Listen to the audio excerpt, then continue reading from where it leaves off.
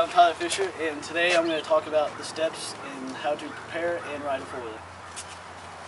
Well, the first thing to do in riding a four-wheeler is to get prepared, which you first start out by putting on your pants. Why do you wear riding pants? Well, they are more form-fitting and tight on your legs than regular jeans. So, like, let's say if you look at this pipe right here, how it comes way out, if you're wearing baggy clothes, then it could possibly get caught in there or get burnt.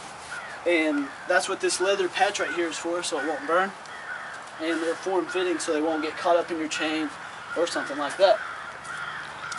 Your next thing is your boots. Your boots are very important because, like, let's say you're riding and you don't have Nerf bars. What's a Nerf bar? Nerf bars are these things right here where your feet go. Ah, okay. And they're preventive, so like when they come stock, they don't come with these, so it's easier for your foot to slip off or something like that. And when you have boots on, if you do slip off, or let's say you're wearing tennis shoes and your foot slips off and your foot hits the ground, then it's more likely to snap your ankle than it is when you have boots on. But when you have boots on, then it's just like your whole leg twisting and preventing when you break a leg or whatever. And then your next thing is your gloves. Gloves are pretty essential because it saves you from getting blisters, saves you from scab, calluses, and stuff like that. So, and then the next thing is your helmet and goggles. Pretty self-explanatory, and I'm not going to put it on. So, after being all said and done with your gear, now is when you look at riding your four-wheeler and stuff. Brand new one probably costs around $6,000-7,000. The used one, which I bought that one, it was $3,500, and this one new is $10,000. What kind of speeds? They vary. This one will go a lot faster because I have more stuff done to the engine and stuff. But a stock speed would probably be 60-70 miles an hour. Topped out, fifth gear, pin. So. Are they still measured in horsepower or displacement? Well, how much is displacement on them? Well, see, they're both 450s, and you can get from little toddlers to 50 cc's to 125 to 250 to 350 to 450, all the way up to like 700. These are both 450s, and they have a lot of difference in between them. Because like this one right here is fuel injected. It spits fuel into the engine just like your car does and stuff. And that one is just like a carburetor, which goes into the carburetor and takes a whole different process of going into the engine and firing it. I noticed a difference on your tires too. Yeah. These over here, which the knobby ones, are more for dirt, grass, stuff like that, which get you a lot of traction and stuff, which you can see the bigger back tires for more stability. These over here are more like, the front are more like skis to guide you through like powdery sand, mud, stuff like that, which you have the back paddles which act like scooping and throwing it so you can get traction in the sand and stuff. Another thing is the electric start and kick start. Electric start is way easier and saves you a lot of time.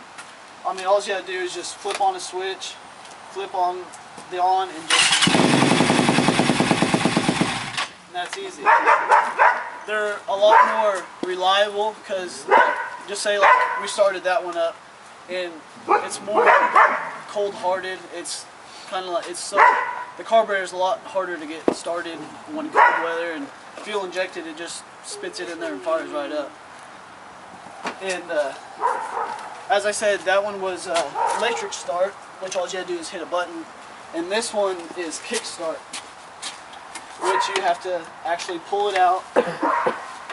And these you have to make sure they're in neutral, because if you don't, they'll just take off. So you turn the key on, flip the switch on, and just kick it over.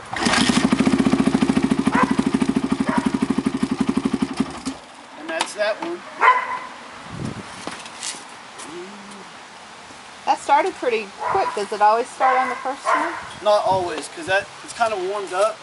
But if the first one starting for the beginning of the day, you'd have to put your choke on and then kick it like 4 or 5 times, and then it would start, and then it would warm up.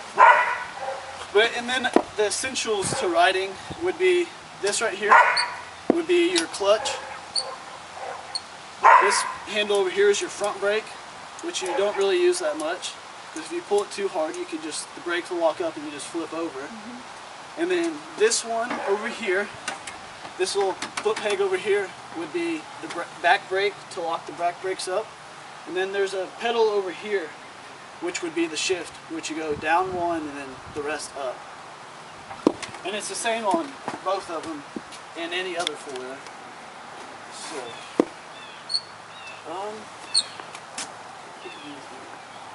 you guys have any questions? I remember, since you're, that you ordered a handle bar, a different one. Yes, which would be this one right here. And it saves you, you guys can't see it, but there's two little rubber spacers in here, and it's a 3-piece handlebar. There's one piece right here, another piece right here, and another piece right here.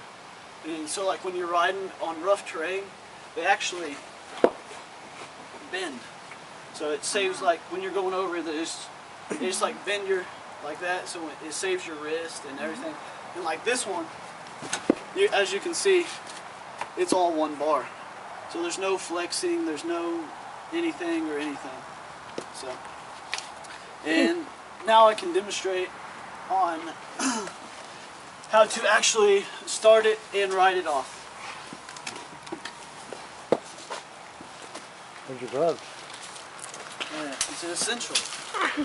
Can't forget the gloves. And your helmet? And your helmet. Yes, I can. You going to ride it? Yeah.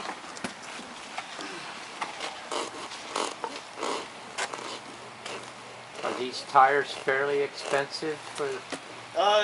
The front ones alone, with just the rubber, the tires and rims, are $219 a piece. And then the back ones are just a little bit more. Are they high PSI or? No, it's actually, well, four-wheeler tires are different because I think it would be about 35, 40, but like the smaller tires, it only goes up, it's like a 10 PSI gauge, and you put them at 6. So.